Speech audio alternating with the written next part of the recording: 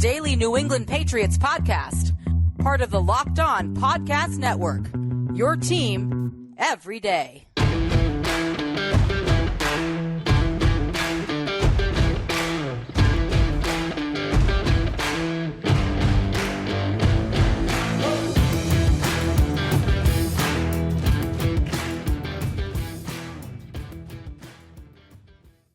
Hello to all of you Foxborough faithful, and thank you once again for making Locked On Patriots a daily part of your New England Patriots coverage and also your first listen every day. Remember, Locked On Patriots is free and available on all platforms, including YouTube. So please be sure to smash that subscribe button and download, subscribe to, and follow Locked On Patriots wherever you get your podcasts. And of course, folks, today remember that today's episode of Locked On Patriots is presented by PrizePicks. PrizePicks is a daily fantasy made easy if you pick 2 to 5 players, and if they score more or less than their PrizePicks projection, you can win up to 10 times your money on your entry. First-time users can receive a 100% instant deposit match up to $100 with the promo code Locked On. That is PrizePicks.com, promo code Locked On. And of course, today we are breaking down the Patriots' Week 9 victory over the Indianapolis Colts. Yesterday at Gillette Stadium, Patriots moved to 5-4 on the season. First time they've been above 500 all year long, and a winning record heading into the bye. And here today to help us break it all down is the only man that could join us on Victory Monday, the only man with his very own branded hashtag. He is the Dancing Destroyer. He is the Monster Master of Disaster, the Green King of Sting, the Count of Murphy Pisto himself, the one and only Apollo. Oh, no, excuse me. Got a little ahead of myself. The one and only, the legendary Thomas Murphy of E2Gsports.com. Thank you for coming to me in friendship. Thank you for joining me today, Don Murph. Oh, it's always my pleasure, Michael. Especially on another Victory Monday. A well-earned one that you have to tip your hat to the defensive game plan that they came up with, the defensive effort that was put forth by everybody on that side of the ball, and a bit of good fortune on the other side. But no, let's get into it. Let's start breaking this down. Absolutely. We are definitely getting into this. And of course, the Patriots, a 26-3 victory over the Colts yesterday. Murph, you do not amass a victory of that type without being dominant on defense. When you hold an NFL team to only 3 points, most importantly, Murph, when you hold an NFL team 0-14 on third down conversions, you know you're doing something right. And the Patriots definitely did that yesterday. 9 sacks on Sam Ehlinger. When you look at this performance by the Patriots, there's no question that the defense deserves the game ball here. Right. But how much praise do they deserve for their performance yesterday? Because this defense looked very, very good. Yeah, they deserve all the praise on the planet. There was a lot of talk yesterday on pregame shows, throughout New England and throughout the country, that the Colts were tanking. Players don't tank, people. Players bring their best every single week, and other teams make them look terrible for it. That's how, or not terrible for it.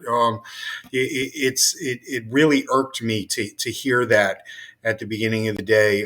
I don't believe there's a single player that wears a Colts uniform, that puts on a Colts helmet, that came into that game saying, "Nah, screw it. We're just giving up on the year." They brought their stuff, but the Patriots stuff was a bit better, especially on the defensive side of the ball.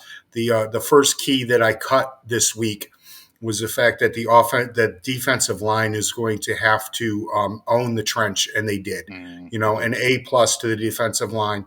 Also, what the linebackers were able to do yesterday was just unreal. Matthew Judon is unworldly. He is on an ungodly run right now, and we're just lucky to be able to see it. Absolutely. Judon was in another world yesterday. In my post-game notebook, I awarded Judon the game ball for the day for his Oh, did performance. you? And that's saying something Yeah. because the New England Patriots had some very good performances on the defensive side of the ball, one of which is one of the Patriots' more apt defenders, but really was a monster on special teams yesterday, and that's Jonathan Jonathan Jones. Jones. Obviously, I mean, getting his first touchdown, career pick six, Yeah. that's huge. You also look at his involvement in the blocked punt, just Yeah. such great field awareness by John Jones. Want to give a lot of love to Josh Uche as well. I thought he had a Right. phenomenal game. 3 sacks for him, 6 total tackles. Also, we found out from Bill Belichick post-game and also from Matt Judon post-game that Josh Uche is calling the plays on third downs. He's doing the third down, so this is really a big game for him, and I'm so glad that he was able to take advantage of that. I really love this kid coming out of Michigan, and I'm glad to see him coming into his own. But what Matt Judon brings to this defense and the job that he does in not just being able to rush the passer, which is his specialty, 11 and a half sacks.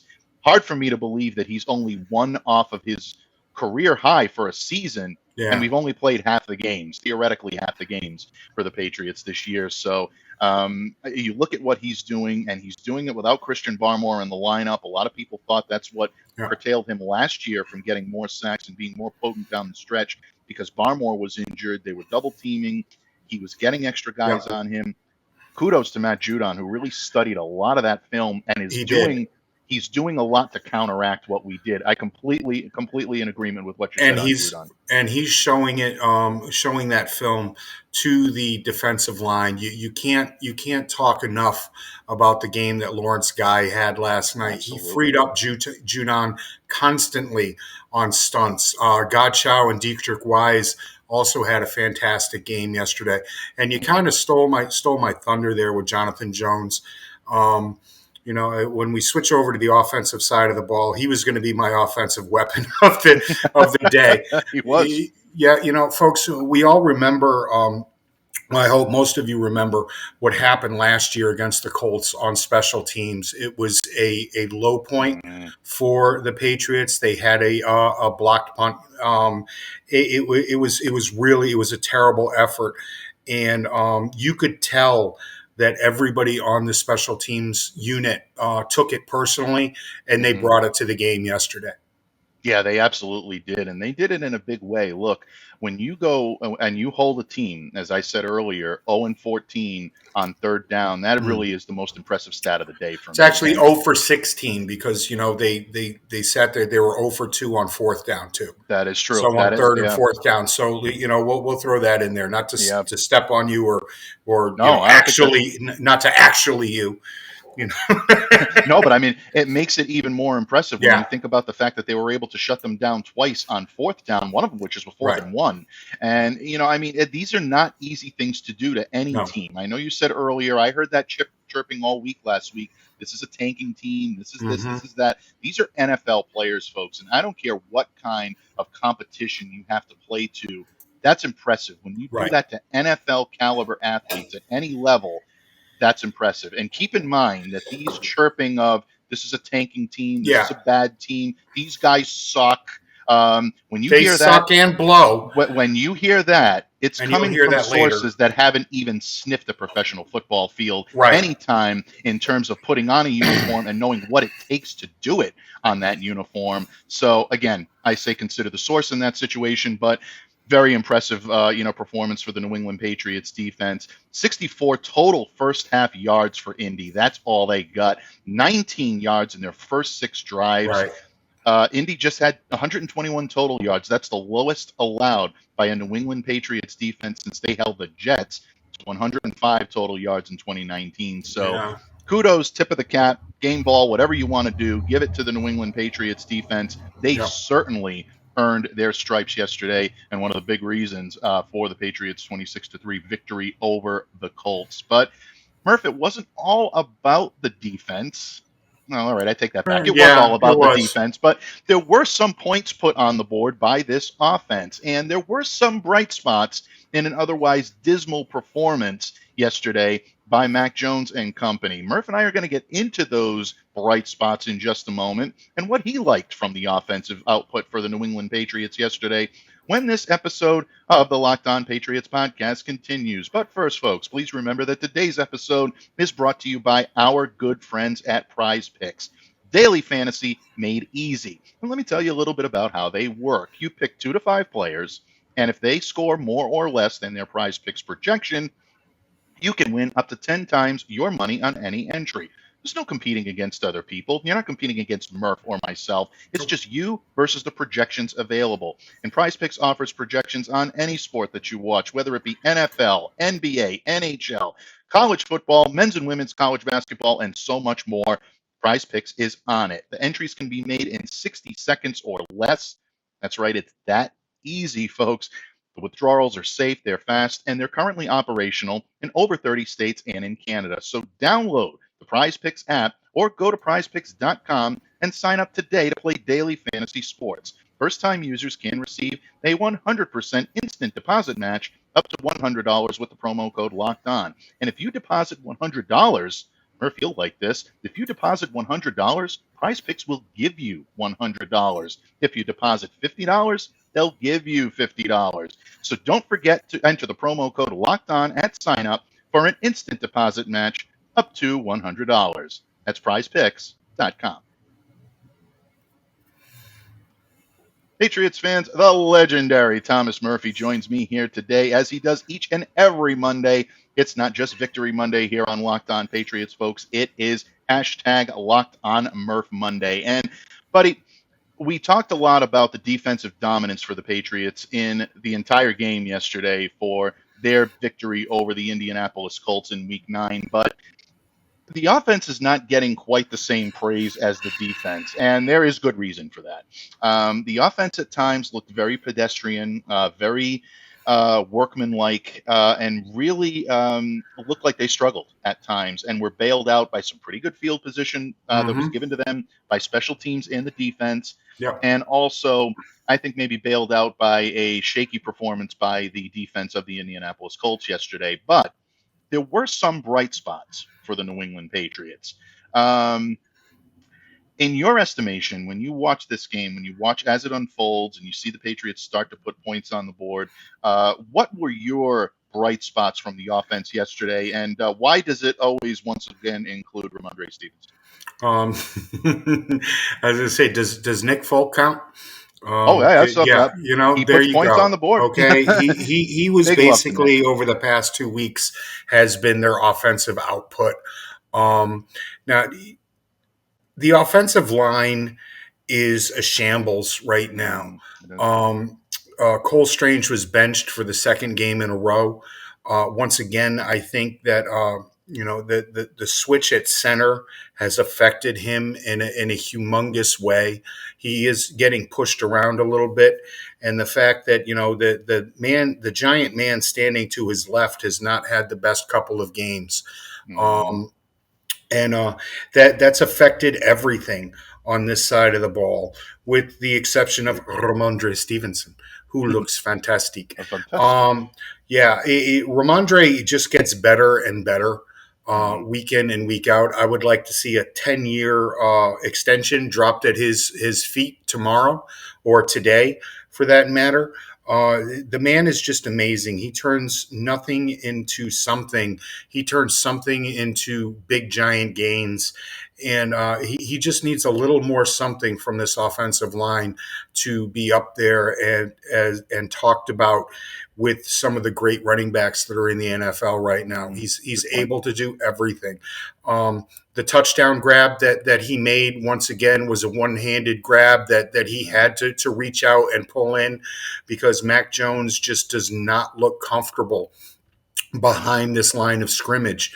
He looks rushed. He's focusing in on certain receivers, his first option, if you will, and in the line is not giving him enough time, and he doesn't have enough confidence in this line to go back to earlier reads and see if they've gotten open. That's a real problem. There's the reason that the wow factor that everybody is looking for, why people in the stands were once again showing their displeasure with the uncreativeness and the unspectacular play of this offense and Mac Jones. But no, just getting back to week in, week out, Ramondre is the one constant on this team. Yeah. And nobody really seems to be able to stop him, even with the depleted play of the offensive line. He was able to, get into the end zone this week and put up 4 yards a carry. Absolutely, without any question. 15 times carried the ball yesterday, 60 yards for Ramondre Stevenson, 3 passes for 10 yards, including the touchdown. Really heads-up play on the touchdown. Yeah. Just one of the more athletic, one of the more field-savvy catches that you'll see. Just really great field awareness for Ramondre on that. He's already surpassed his rookie total in scrimmage yards. He had 729 in 2021. He's already surpassed that at 775 heading into the game yesterday. So he's definitely, someone that is a huge part of their offensive output. He's carried the ball 15 times in 4 of his last 5 games. And even though you may see some of those decreases, some of those touches decrease a little bit when Damian Harris does come back, and we expect him fully expect him back in week 11. But he's at the top of the food chain right now. Yeah. He is your alpha back, and I don't think there's anybody that would argue that point that he deserves to be there. Ramondre has been their most consistent offensive performer.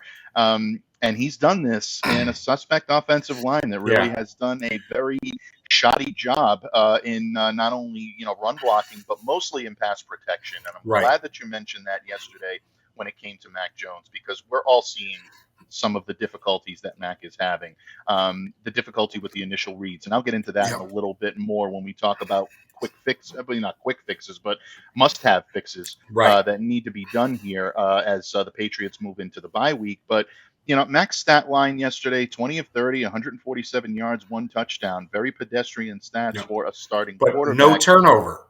No turnovers. That is the key. First time in 7 games that Mac Jones has started that he has not thrown an interception. So this is a step in the right direction for Mac, and I know a lot of people aren't seeing that, but there were some moments yesterday where I thought he showed great field awareness and being able to evade the pressure.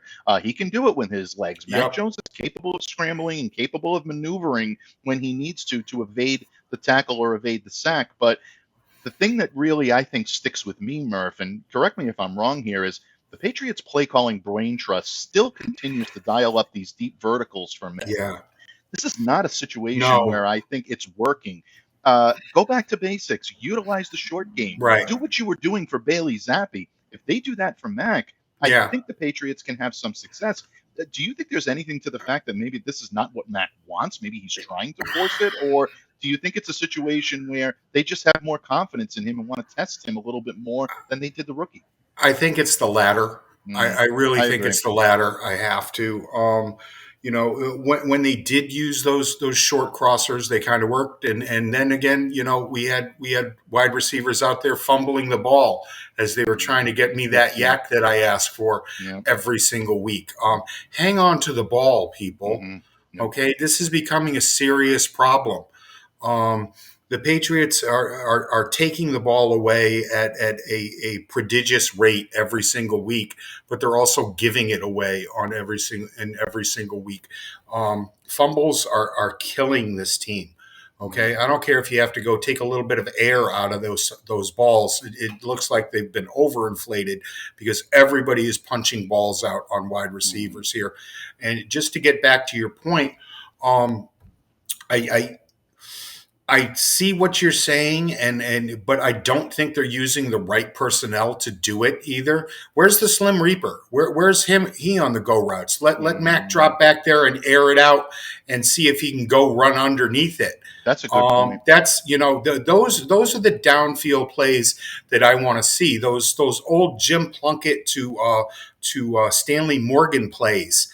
That I'm gonna heave it up and you go get it, and nobody but you is going to be able to pull it in instead of going for these 50-50 balls. And the other thing that it was missing yesterday was oh God, why am I at a complete loss? Jacoby Myers had that fumble. Devontae Parker was out. I think that played a bit of a role into less of a spectacular afternoon for Mac. But no, I agree with you. Yeah, I think so. And look, we're not saying that Matt can't dial up and throw it, and No, get a little look, bit of yards and being able to do yeah, that. He did it yesterday a couple of times to the two tight ends. I mean, he had a right. nice 24-yard completion to Jonnu Smith, and then the 29 or 30-yarder. I've seen it credited both ways, folks. I'm going to give him Yeah, the extra yard because I like Hunter Henry, and I think he yeah, deserves that extra yard. Claire will, she'll approve of this, but that was, I think, Mac's that's best throw of it. the day. And when you look It at that was, route, and yeah, I've been begging for seam routes for the past 3 weeks, because they're there. We're playing against cover three defenses that are that should be able to be picked apart in those longer intermediate range passes, to the tight ends and to the Jacoby Myers crossing, and they're just not being used. It either seems to be we're going to go short and let them get the yak, or we're going to go long and make it a 50-50 ball. And that's not the way to attack these defenses. They haven't been very good game plans by Matt Patricia and whoever else is sitting in that room. I can understand the people thinking that Mac Jones is frustrated by this. Maybe he is. I don't know. I don't know Mac Jones, but he doesn't look it on the field. He looks like it's somebody he's taking this personally and thinks that he needs to do a better job to get these plays going. And I don't necessarily agree with that. I think that the offensive game plans have been kind of stagnant, and just going back to the tight ends will piss Claire off a little bit. They were a big part of the reason that this run game could not get going yesterday. There were a lot of blocks that were missed by Hunter Henry and by Jonnu Smith. And that's a real issue. If you're gonna run this personnel, those tight ends are going to have to be able to block, and that didn't happen yesterday. Even though they did have good games receiving the ball, I'll give them kudos for that and a C grade on the day. Yeah, absolutely. No, I completely agree with you. I mean, the blocking at this point needs to be tight, especially from the tight end position. Right. One of the big reasons why N'Keal Harry saw the field so much Yeah. last year is because he was doing a tremendous job Yep. blocking for the run. Now, I know that didn't really sit well with a lot No, of it didn't. But with a lot of fans. I know a lot of casuals were he looking could at come this and over going, and ear hole anybody and get you an extra 5 yards, and absolutely, that's not yeah, happening. That's just not happening. exactly. I did like seeing Jonnu Smith lined up in the backfield yesterday a couple of times as a fullback. That worked out okay. But you've got to be able to do it on the line, not just picking up a blitz or something else. And just circling back, if Mac is not comfortable behind this line, he is not going to read through his progressions and get back to somebody that might be open downfield later. It's just not. He's going to read through, see the open man and hit the open man. And that's that. It might be a boring offense, but that's the offense that you're going to get until he thinks he can count to 3 hippopotamus. Yeah, absolutely. And again, it comes down to protection, and it comes down to his ability to feel comfort within the pocket. And maybe, just maybe, folks, that might be one of the biggest fixes that New England may have to put forth when they go into the bye week and they go back to the drawing board and make their attempts to make those changes so that way they can compete for a playoff spot. At 5-4, the New England Patriots currently sit in last place in their division. Can they move up? Well, the first test they get is the New York Jets. And Murph, still amazing for me to say this, that they were victorious over the Buffalo Bills yesterday, proving that on any given Sunday, anything can happen. So New England and the Jets have a date in 2 weeks, but the Patriots will go back to the drawing board this week. Murph and I will tell you what we think they're going to be working on in just a moment when this episode of the Locked On Patriots podcast continues. But first, folks, let me tell you a little bit about our friends over at BetOnline.net, your number one source for betting and football and the start of the new basketball season. Find all of the latest player developments, team matchups, news, podcasts, and in-depth analysis on every game. And as always, BetOnline remains your continued source for all of your sports wagering information with live betting and up-to-the-minute scores for every sport out there. They're the fastest and the easiest way to check in on all of your favorite games and events, including MMA, boxing, and golf. Head to the website today or use your mobile device to learn more. BetOnline, where the game starts. Patriots fans, the legendary Thomas Murphy joins me here today on Victory Monday, breaking down the New England Patriots' 26-3 victory over the Indianapolis Colts, bringing them to 5-4 on the 2022 season, and of course above 500 for the first time this year. Murph, we've talked offense, we've talked defense, we've talked about what the New England Patriots did well yesterday, and we've even talked about what they didn't do so well. But you and I both know that games are fleeting. Bill Belichick will use game film to evaluate what he's been doing, but there are progressive problems that the New England Patriots have had that have seemed to either have caught steam or caught fire over the last few weeks, or were there before they took their first snap and just really haven't gotten any better. When you look at what the Patriots will do now in the bye week, because you know Bill Belichick and the Brain Trust still going to be burning the midnight oil. Maybe they don't have a game this weekend, but they're going to be approaching it as if they do. What are they working on? What do the New England Patriots need to fix heading into week 11 and the second half of the season? Of course, the obvious thing is the offensive line. These guys need to get healthy. They need to get on the same page. They need to go out to dinner together and get drunk and figure out, what is missing in them as a unit. Part of it has to do with the constant shuffling and switching that's been going on. But I mean, anything that you need to do, Matt Patricia is going to need to call up Dante and say, look, man, give me a hand here. Point me in the right direction. What am I doing wrong? Swallow your pride. And the other thing that they need to fix is the red zone. They were 1 for 2 yesterday. And the one was basically a gimme off the block punt. And then Ramondre scored on I think the 2 plays later. But the red zone needs to be fixed. The plays that are being run in the red zone are basic and what's the word I'm looking for?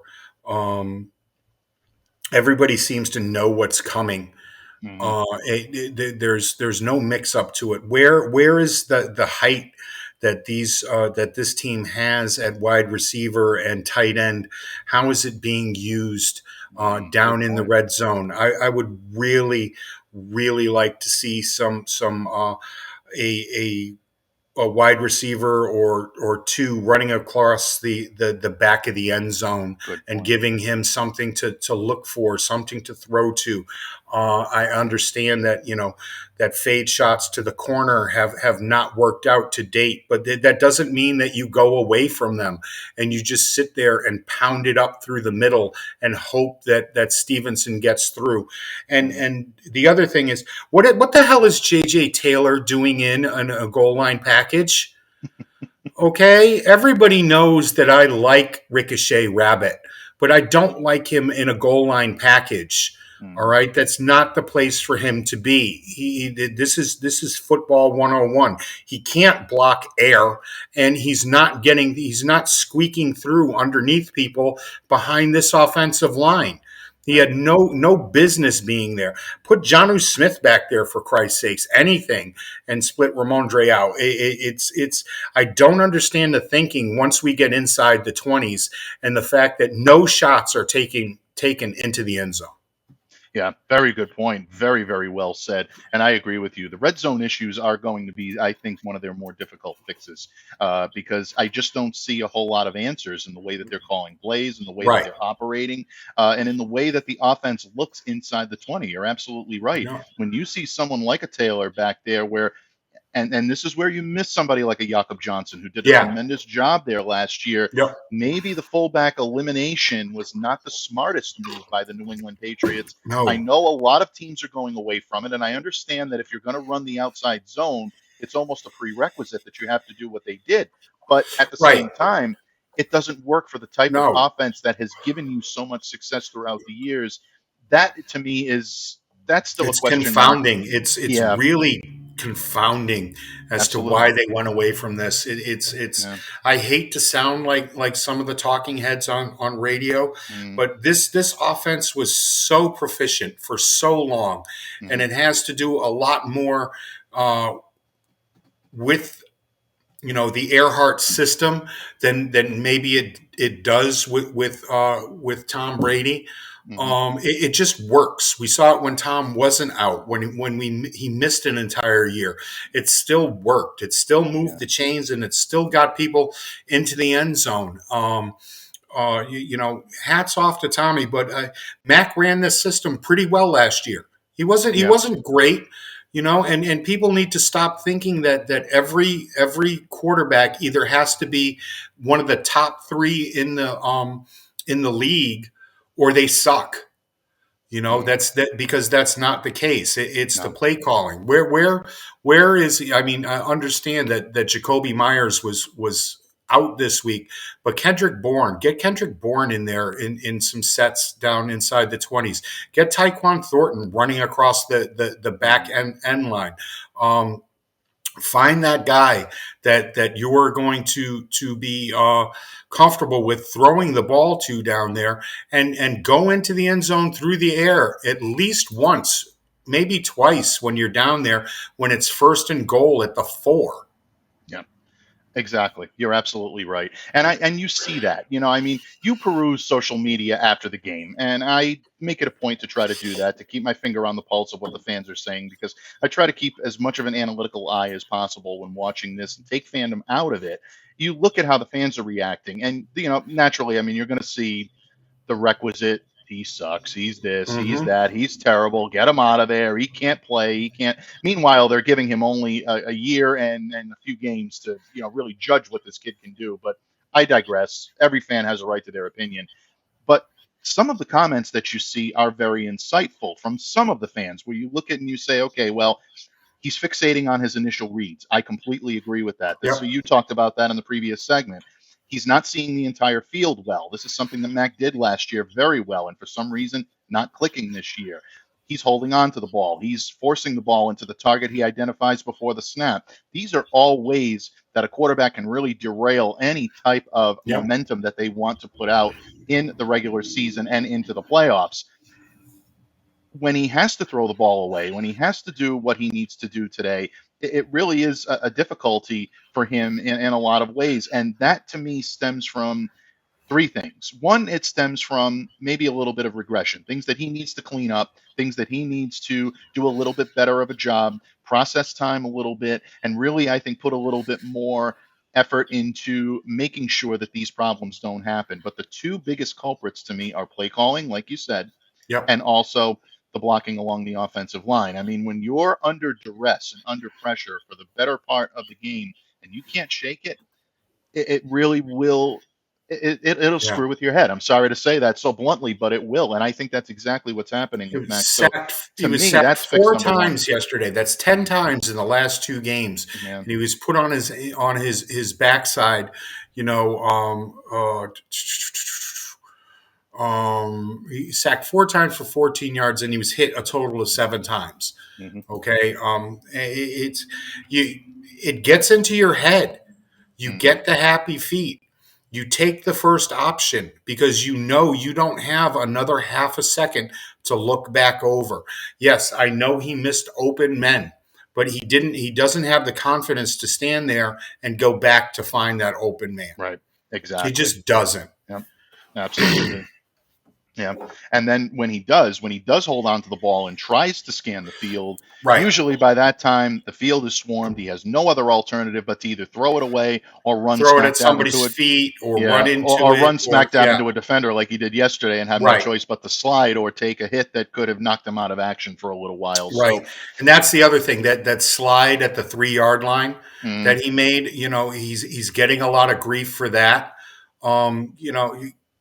That's what a smart quarterback does. Right. Because he would have gotten laid out there. Absolutely. He would have completely gotten laid out. Yeah. And you may call this a subtweet or where I'm not gonna throw the guy under the bus because he's a friend of mine, but get off the man's ass. Honestly. That's what a smart quarterback does. Mhm. And that's why, the guys that don't do that end up in concussion protocol for 3 weeks. Yeah, absolutely. And not for anything, but you're also dealing with a quarterback that just a couple of weeks ago was hobbling around on a pretty severely sprained ankle. Right. Looks pretty good. You do not want to regress or go the wrong way on that one, because then you're looking at season ending possibilities, and that could be a disaster for Mac Jones and really a disaster for the New England Patriots, as well as Bailey Zappi has played. And I love what I've seen from the kid. It would be a different second half for Bailey Zappi going up against the Buffalo defense twice, Excuse me. the Jets defense, the Dolphins defense, and some of the difficulties that they'd have going up against, the Vikings as well on the schedule. You got some heavy hitters, and we have serious problems to solve, Murph, and we need serious people to solve them. Yeah. A little election day nod. I'm not sure if anybody got that. If you do, drop a comment. I'd love to find out who got that reference. But in any case, Bud, I really always, from the bottom of my heart, appreciate you dropping by, lending your wisdom and counsel here on hashtag Locked On Murph Monday the way only you can. Before I let you go, my friend, please let everyone know where they can reach you, where they can interact with you, and what you have coming on the horizon from the great pen, the great voice of the legendary Thomas Murphy. The Keys will be back on Friday. Other than that, I'm taking a much-needed week off after covering the ALDS and the NLCS and, of course, the World Series. I need a blow from baseball for just a few days. Go back and read any of my articles that I posted throughout the year on the ineptitude of the Red Sox GM. The Keys will be back on Friday, of course, and on Wednesday, we're going to be going on Wednesday this week. One Patriots Place is going to welcome Phil A. Perry back.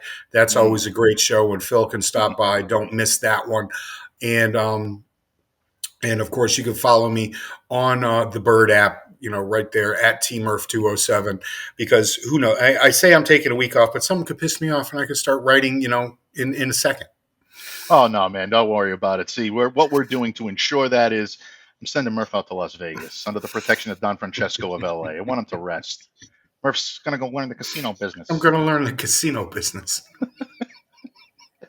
On that note, folks, Don Murph, thank you so much for your wisdom, your counsel. It's always my honor and privilege to share the microphone with you. Folks, it is always my honor, and I am always deeply humbled that you take time out of your busy schedule to spend it with Locked On Patriots and make Locked On Patriots a daily part of your New England Patriots coverage. And hopefully you're making us your first listen every day. If you've done that, please now make your next listen the Locked On Sports Today podcast. The biggest stories of the day, plus instant reactions, big game recaps, and of course, the take of the day, available on the Odyssey app, YouTube, or wherever you get your podcasts. On behalf of the legendary Thomas Murphy, I'm Mike Debate. Please continue, folks, to stay safe, stay well, be the change that you wish to see in the world. Have a great day, everyone. Maddie, just call. Call.